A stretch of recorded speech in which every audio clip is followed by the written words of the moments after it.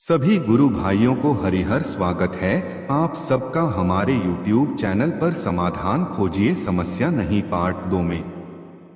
दूसरी विधि में आधुनिक शिक्षा का उदाहरण है।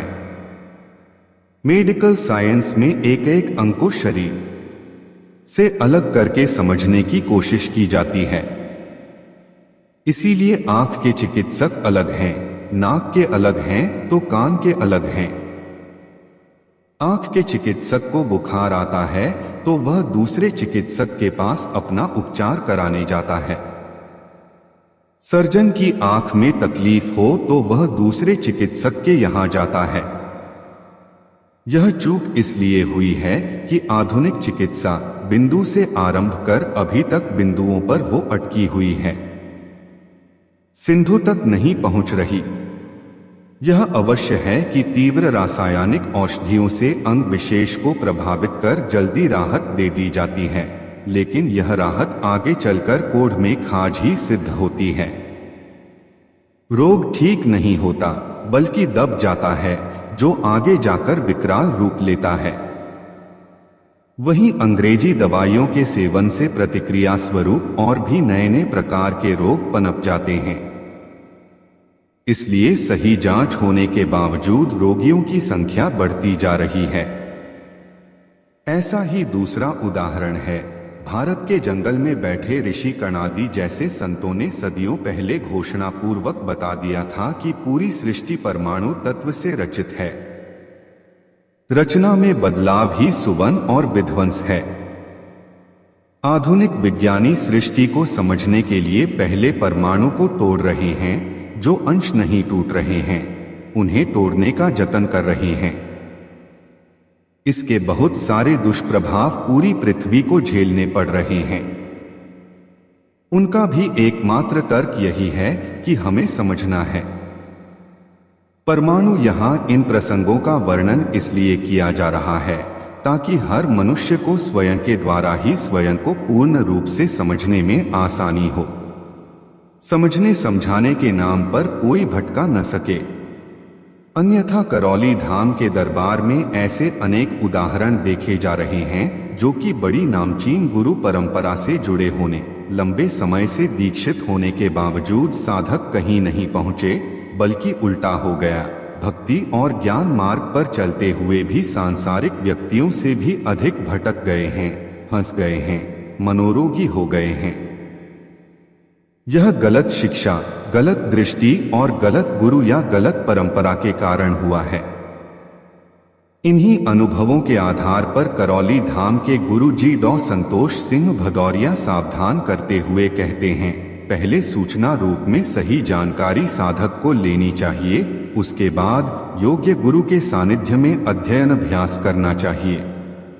इसी दृष्टि के साथ दीक्षा से लेकर समाधि तक समझाने के लिए इस पुस्तक में कुछ महत्वपूर्ण सूचनाएं दी जा रही हैं, जो सिंधु से बिंदु को समझने में सहायता करेंगी और बिंदु से सिंधु को प्रत्येक मनुष्य में मुख्य रूप से दो शरीर दिखते हैं। एक स्थूल शरीर जो कि हाड़ मांस का बना है, जो आंखों से दिखता है।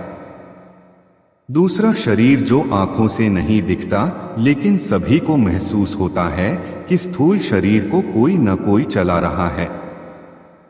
इसी शरीर को जीवन शरीर बोलते हैं। जब और थोड़ा सा ज्यादा ध्यान देते हैं तो पता चलता है कि जीवन शरीर भी एक नहीं है बल्कि वह 7 शरीरों का एक पुंज है। ये सातों शरीर 7 मुख्य चक्रों से संबद्ध हैं, पूरक हैं। जैसे जैसे चक्र जागृत होते रहते हैं वैसे वैसे ये शरीर अपने प्रभावों के साथ सक्रिय होते जाते हैं, जो व्यक्ति के बदलते आचरण के रूप में दिखते हैं। इसी आचरण से पता चलता है कि इस समय उस मनुष्य का संचालन कौन सा चक्र, कौन सा शरीर कर रहा है।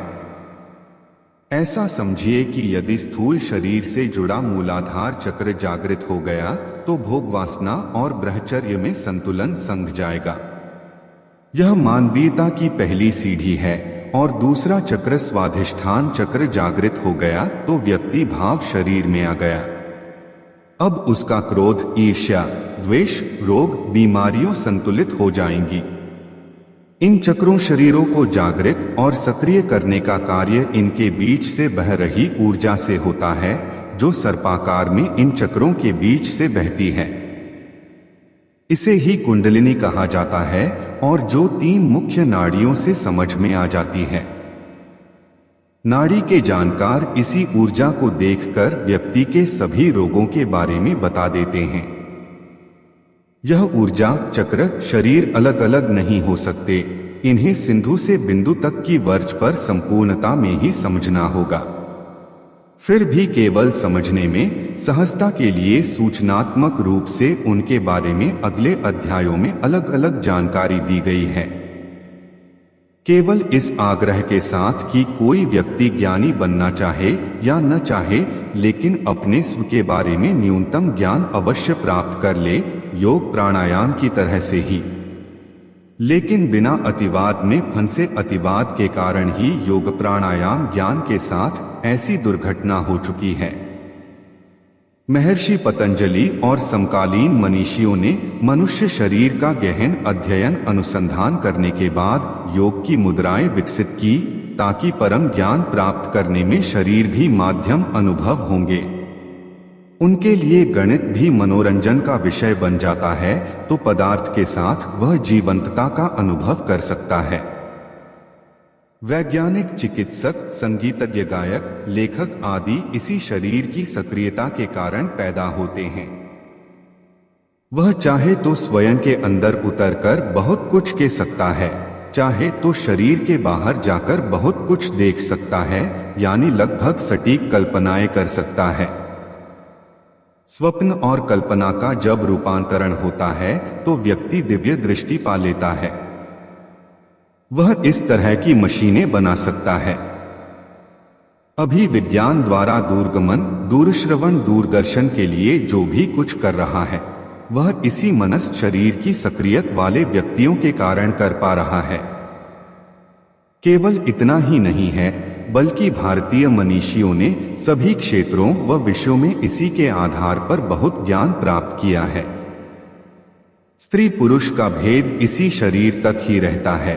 इसकी जागृति के पश्चात वह भेद भी मिट जाता है, अर्थात 5वां शरीर का द्वार खुल जाता है। आगे की चर्चा के लिए वीडियो को लाइक, शेयर और चैनल को सब्सक्राइब करें। तब तक के लिए सभी गुरु भाइयों को हरि हर।